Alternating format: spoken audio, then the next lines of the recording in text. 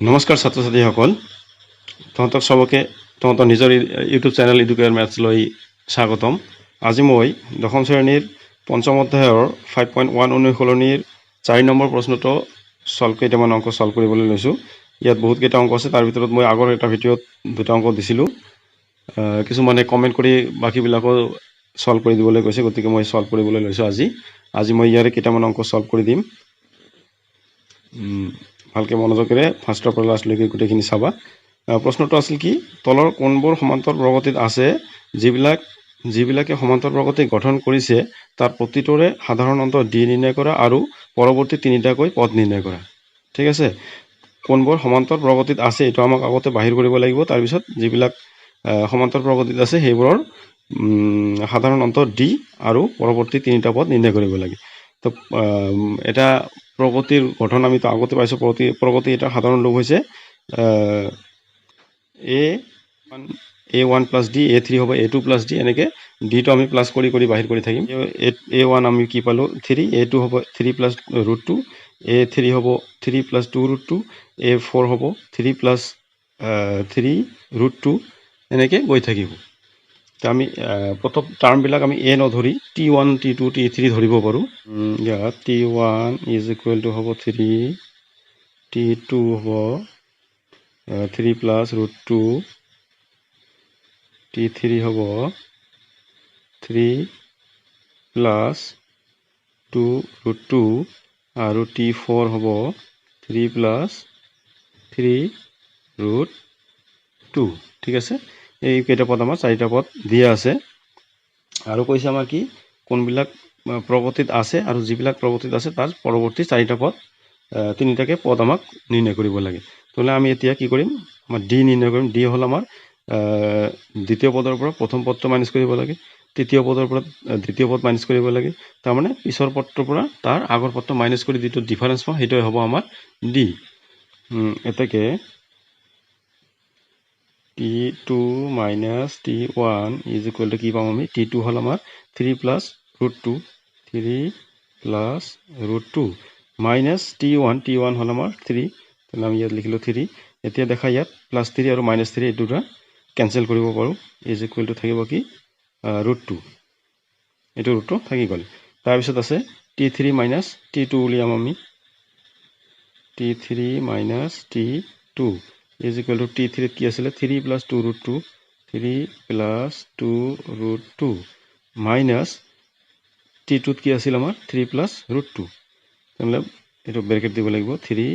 Plus √2। ব্ৰেকেটটো যেতিয়া আমি তুলি দিম কি পাম ইয়াত, 3 plus 2 √2 minus 3 minus √2।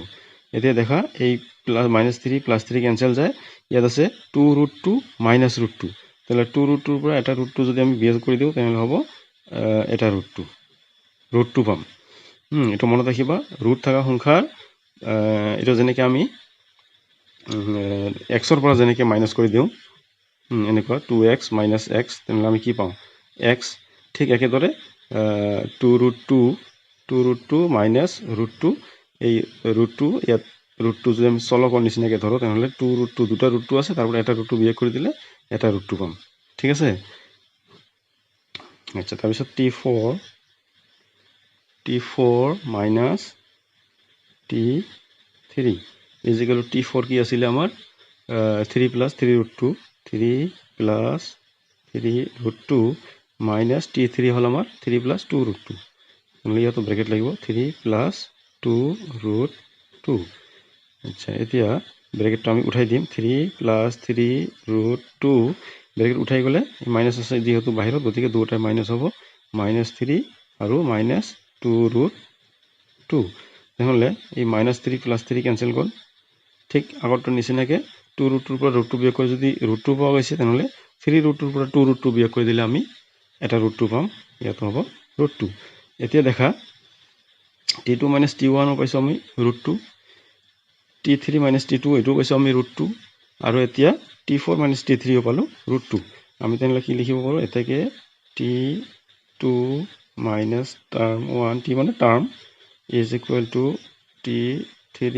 Minus T2, অৰ্থাৎ term 3 minus term 2 is equal to term 4 minus term 3 is equal two কিমান √2 এই ডিফাৰেঞ্চ যিটো আমি সবৰে ডিফাৰেঞ্চ আমি সেম পালো √2 গতিকে এইটোই হ'ব আমাৰ কমন ডিফাৰেঞ্চ বা ডি এতেকে নিৰ্ণয়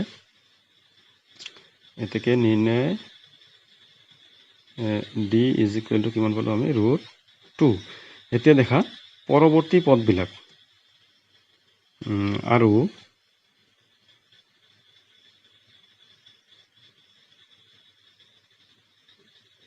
পৰৱৰ্তী তিনিটা পদ হ'ব কি হ'ব তেনেহ'লে আমি কি জানো পৰৱৰ্তী পদটো আগৰ পদটোৰ লগত ডি প্লাছ কৰি দিলে আমি পৰৱৰ্তী পদটো পাওঁ তেনেহ'লে T4 লৈকে দিয়া আছে গতিকে আমি কি লিখিম T5 term 5 is equal to term 4 plus D তেনেহ'লে কি হ'ব টাৰ্ম 4 আছিল কি আমাৰ চাওঁ 3 প্লাছ 3 √2 3 প্লাছ 3 √2 প্লাছ কি হ'ব ডি সরি ডির মানটো বহাই দিব পাৰো আমি √2 এইটো হ'ব √2 তেনেহ'লে 3 plus 3 √2 plus √2 is equal two কি হ'ব 3 প্লাছ 3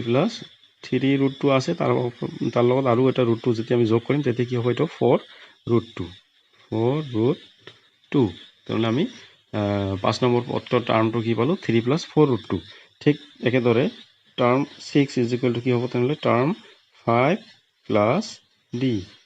তেনেহ'লে টাৰ্ম 5 পালো আমি 3 প্লাছ 4 √2 3 প্লাছ 4 √2 তাৰ লগত ডিৰ মানটো √2 এইটো প্লাছ হ'ব ইজ ইকুৱেল টু কি হ'ব তেতিয়া 3 পাগতে আছে 3 প্লাছ 4 √2 আৰু √2 প্লাছ কৰিলে হ'ব প্লাছ 5 √2 আৰু এটা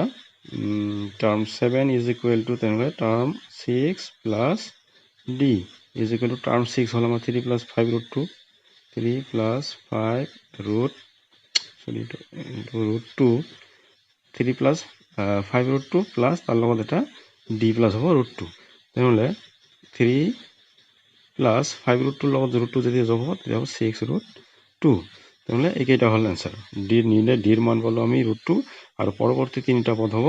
T5 equal to 3 plus 4 √2 T6 equal to 3 plus 5 √2 আৰু T7 is equal two 3 plus 6 √2 এই গোটেইকেইটা 1 is equal to minus half term 2 is equal to minus half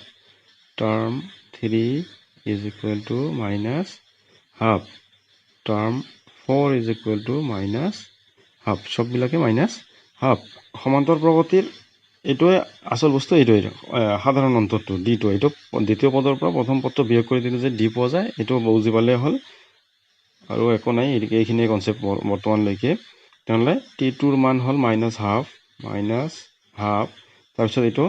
এই মাইনাছটো এই মাইনাছ T2 মাইনাছ T1 তেনেহ'লে T2ৰ মান বহলো আমি মাইনাছ হাফ তাৰপিছত আহিলে এটা মাইনাছ ইয়াত দিলো আমি মাইনাছ তাৰপিছত আহিল T1 এতিয়া T1 কি আছে আমাৰ এটাও মাইনাছ হাফ আছে গতিকে আমি ব্ৰেকেট দি তাৰপিছত লিখিম মাইনাছ হাফ ঠিক আছে ইজ ইকুৱেল টু তেনেহ'লে হ'ব মাইনাছ হাফ এইটো ব্ৰেকেট উঠাই দিলে মাইনাছে প্লাছ হ'ব হাফ তেনেহ'লে মাইনাছ প্লাছ হাফ আৰু মাইনাছ হাফ কেনচেল গৈ কি থাকিব 0 তেনেহ'লে এবাৰ T3 আৰু T2ৰ ডিফাৰেঞ্চটো উলিয়াই লওঁ minus T2 is equal to term 3 হ'ল মাইনাছ হাফ মাইনাছ টাৰ্ম 2 হ'ব মাইনাছ হাফ তেনেহ'লে ঠিক আগৰ নিচিনাকৈ মাইনাছ হাফ মাইনাছে plus half is equal to 0 এইটো কেনচেল কৰি দিব পাৰা নিদি এনে ৰাখি দিলেও কোনো অসুবিধা নাই মাইনাছ হাফ আৰু প্লাছ হাফ কেনচেল তাৰপিছত term 4 minus term 3 is equal to term 4ত আছে মাইনাছ হাফ তাৰপিছত মাইনাছ এইটো এই সূত্ৰৰ মাইনাছ টাৰ্ম 3ও আছে মাইনাছ হাফ তেনেহ'লে মাইনাছ হাফ মাইনাছে প্লাছ এইটো হ'ব হাফ তাহলে প্লাছ হাফ আৰু মাইনাছ হাফ কেনচেল গৈ কি থাকিব 0 এতিয়া আমি চাওঁ এই ডিফাৰেন্সবিলাক একে হৈছে নে নাই T2 টাৰ্ম 2 মাইনাছ টাৰ্ম 1 পাইছো আমি 0 টাৰ্ম 3 মাইনাছ টাৰ্ম 2 এইটোও পালো আমি 0 টাৰ্ম 4 মাইনাছ টাৰ্ম 3 এইটোও পালো আমি 0 এতেকে এটাকে term 2 minus term 1 is equal to 0 sorry term 3 minus term 2 is equal to term 4 minus term 3 is equal to 0 এটাকে নির্ণয় ডি কিমান হ'ব তেনেহ'লে এটাই হ'ব ডিৰ মান নিৰ্ণয় ডি ইজ ইকুয়াল টু 0 আৰু পৰৱৰ্তী তিনিটা পদ হ'ব হল এতিয়া আমি টার্ম 4 লিখি গ'ল গতিকে টার্ম 5 পাম t5 ইজ ইকুয়াল টু হ'ব কি তেনেহ'লে t term 4 plus d term 4 আছে আমাৰ মাইনাস হাফ তাৰ লগত d হল আমাৰ 0 ইজ ইকুয়াল টু কি পাম minus half term 6 is equal to term 5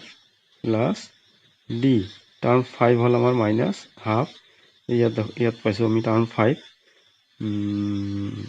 এই যে টার্ম 5 পালো আমি মাইনাস হাফ তার লগত প্লাস ডির মান হল আমার ডির মান হল 0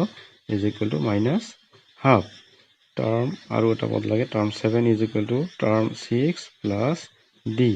is equal to minus half plus 0 is equal to minus half নহলে এই ডিক্সৰ লগত লৈ এই তিনটা হল আমাৰ পৰৱৰ্তী পদ গতিকে এই গোটেইখিনি হ'ব এনসাৰ যদি ভিডিওটো ভাল লাগিছে তেনেহ'লে লাইক আৰু শ্বেয়াৰ কৰিবা লগতে আজি যদি প্ৰথম মোৰ চেনেলটো চাই আছে তেনেহ'লে তলৰ ছাবস্ক্ৰাইব বাটনটো দবাই দিবা আৰু লগতে